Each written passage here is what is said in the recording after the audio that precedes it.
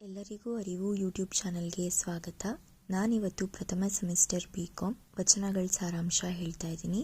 ಹಿಂದಿನ ವಿಡಿಯೋಗಳಲ್ಲಿ ಬಸವಣ್ಣ ಅವ್ರ ವಚನದ ಸಾರಾಂಶ ಮತ್ತು ಅಲ್ಲಮ್ಮ ಪ್ರಭು ವಚನದ ಸಾರಾಂಶ ಹೇಳಿದ್ದೆ. ಈ ವಿಡಿಯೋದಲ್ಲಿ ಅಕ್ಕ ಮಹಾದೇವಿಯವರ ವಚನದ ಸಾರಾಂಶ ಹೇಳ್ತಾ ಇದ್ದೀನಿ. ಮೊದಲನೇದಾಗಿ ಅಕ್ಕ ಮಹಾದೇವಿಯವ್ರ ಪರಿಚಯ ಮಾಡಿಕೊಡ್ತೀನಿ ಬನ್ನಿ. ಅಕ್ಕ ಮಹಾದೇವಿಯವರು ಶಿವಶರಣೆಯಾಗಿ, ವಚನಗಾರ್ತಿಯಾಗಿ, ಚನ್ನಮಲ್ಲಿಕಾರ್ಜುನನ ಭಕ್ತಳಾಗಿ ಪ್ರಸಿದ್ಧವಾದವರು. ಅಕ್ಕ ಮಹಾದೇವಿಯವರು ಶಿವಮೊಗ್ಗ ಜಿಲ್ಲೆಯ ಉಡುತಡಿ ಎಂಬ ಗ್ರಾಮದಲ್ಲಿ ಜನಿಸಿದ್ರು. ಇವರು 12ನೇ ಶತಮಾನದಲ್ಲಿ ಜನಿಸಿದರೆ ಅಂತ ವಿದ್ವಾಂಸರು ಹೇಳಿದ್ದಾರೆ. ಇವರ ತಂದೆ ತಾಯಿ ನಿರ್ಮಲಾ ಮತ್ತು ಸುಮತಿ. ಇವರು ಬಾಲ್ಯದಿಂದಲೂ ಶಿವಭಕ್ತೆಯಾಗಿದ್ದರು. ಶಿವ ಪೂಜೆನ ಮಾಡ್ಕೊತಾನೆ ಬೆಳೆದ್ರು. ಇನ್ನು ಮೊದಲನೇ ವಚನ ನೋಡೋಣ ಬನ್ನಿ.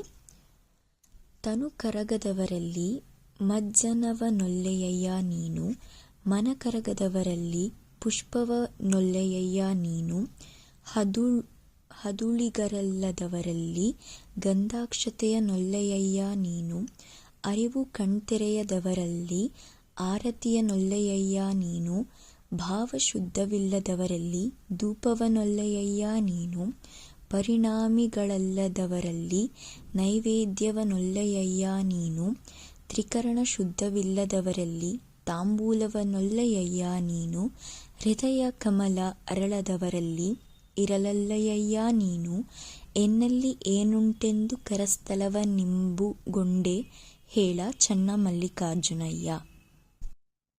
ಮೊದಲನೇ ವಚನದಲ್ಲಿ ಅಕ್ಕ ಮಹಾದೇವಿಯವರು ಏನು ಹೇಳ್ತಿದ್ದಾರೆ ಅಂತಂದರೆ, ಯಾರ ಮನಸ್ಸು ಕರಗೋದಿಲ್ವೋ ಅಥವಾ ಯಾರು ಪರಿಶ್ರಮ ಪಡಲ್ವೋ ದೇವ್ರನ್ನ ಒಲಿಸ್ಕೋಬೇಕು ಅಂತ, ಅವರು ಶಿವಂಗೆ ಅಭಿಷೇಕ ಅಂದರೆ ತುಂಬ ಇಷ್ಟ.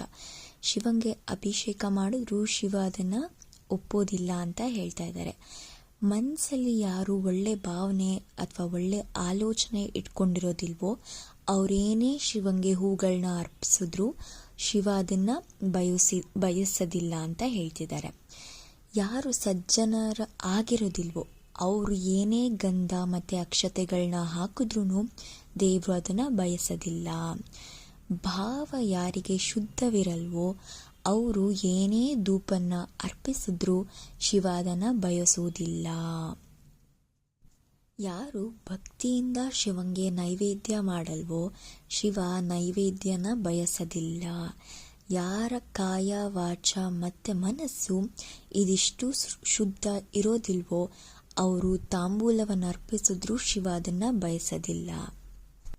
ಯಾರ ಹೃದಯದಲ್ಲಿ ಕರುಣೆ ಉಕ್ಕಿ ಬರುವುದಿಲ್ವೋ ಅವರ ಹೃದಯದಲ್ಲಿ ಶಿವ ನೆಲೆಸೋದಿಲ್ಲ ಅಂತ ಹೇಳ್ತಾ ಇದ್ದಾರೆ.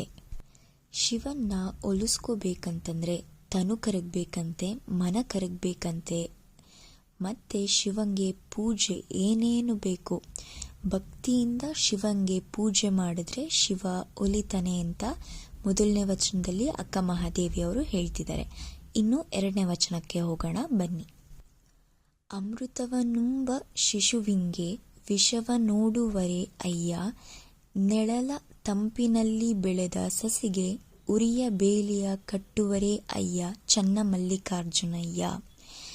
ಎರಡನೇ ವಚನದಲ್ಲಿ ಏನು ಅಕ್ಕ ಮಹಾದೇವಿಯವರು ಏನು ಹೇಳ್ತಿದ್ದಾರೆ ಅಂತಂದರೆ, ಹಾಲು ಕುಡಿಯೋ ಮಗುಗೆ ಯಾರಾದರೂ ವಿಷ ಹಾಕ್ತಾರಾ?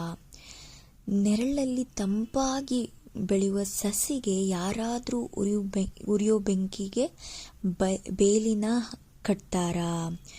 ಅಯ್ಯ ಚನ್ನಮಲ್ಲಿಕಾರ್ಜುನಯ್ಯ ನೀನೇ ಹೇಳು ಅಂತ ಎರಡನೇ ವಚನದಲ್ಲಿ ಅಕ್ಕ ಮಹಾದೇವಿಯವರು ಹೇಳ್ತಾ ಇದ್ದಾರೆ. ಇನ್ನು ಮೂರನೇ ವಚನಕ್ಕೆ ಹೋಗೋಣ.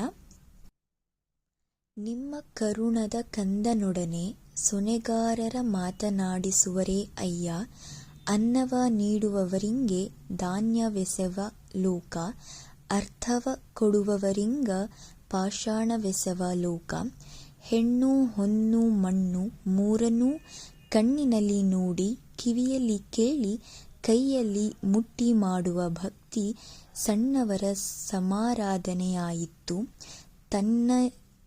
ತನ್ನನಿತ್ತು ತುಷ್ಟಿವಡೆವರ ನಿನಗೆ ತೋರ ಶ್ರೀಗಿರಿ ಚನ್ನಮಲ್ಲಿಕಾರ್ಜುನ. ಮೂರನೇ ವಚನದ ಸಾರಾಂಶ ತಿಳ್ಕೊಳ್ಳೋಣ ಬನ್ನಿ. ಅಕ್ಕ ಮಹಾದೇವಿಯವರು ಶ್ರೀ ಚನ್ನಮಲ್ಲಿಕಾರ್ಜುನನ ಕುರಿತು ಹೇಳ್ತಾರೆ, ನಾನು ನಿಮ್ಮ ಕರುಣೆಯ ಕಂದ, ಯಾರಾದರೂ ಸುಳ್ಳು ಹೇಳೋರ್ನ ಮಾತಾಡಿಸ್ತಾರ ಅಯ್ಯ. ಅನ್ನ ನೀಡುವವ್ರಿಗೆ ಈ ಲೋಕದಲ್ಲಿ ವಿಷ ಹಾಕ್ತಾರೆ, ಹೆಣ್ಣು ಹೊನ್ನು ಮಣ್ಣಿಗಾಗಿ ಬಡ್ದಾಡ್ತಾರೆ, ಹೆಣ್ಣನ್ನ ಕಣ್ಣಲ್ಲಿ ನೋಡಿ, ಹೊನ್ನನ್ನ ಕಿವಿಯಲ್ಲಿ ಕೇಳಿ, ಮಣ್ಣನ್ನ ಕೈಯಲ್ಲಿ ಮುಟ್ಟಿ ಮಾಡುವ ಭಕ್ತಿ ಸಣ್ಣವರಿಗೆ. ಇದೆಲ್ಲದನ್ನು ಮಾಡಿದ್ರೆ ಮಾತ್ರ ಅವರ ಘನತೆ ಗೌರವ ಉಳಿಯೋದು ಅಲ್ವಾ ಶ್ರೀಗಿರಿ ಚನ್ನಮಲ್ಲಿಕಾರ್ಜುನ ಅಂತ ಇಲ್ಲಿ ಅಕ್ಕ ಮಹಾದೇವಿಯವರು ಹೇಳ್ತಾ ಇದ್ದಾರೆ. ಈ 3 ಸಾರಾಂಶನೂ ತುಂಬ ಇಂಪಾರ್ಟೆಂಟ್ ಆಗುತ್ತೆ. ಈ ವಿಡಿಯೋ ನಿಮಗೆ ಇಷ್ಟ ಆಗಿದ್ರೆ ದಯವಿಟ್ಟು ಲೈಕ್, ಶೇರ್, ಸಬ್ಸ್ಕ್ರೈಬ್ ಮಾಡಿ. ಮುಂದಿನ ವಿಡಿಯೋದಲ್ಲಿ ಸಿಗ್ತೀನಿ. ಧನ್ಯವಾದಗಳು.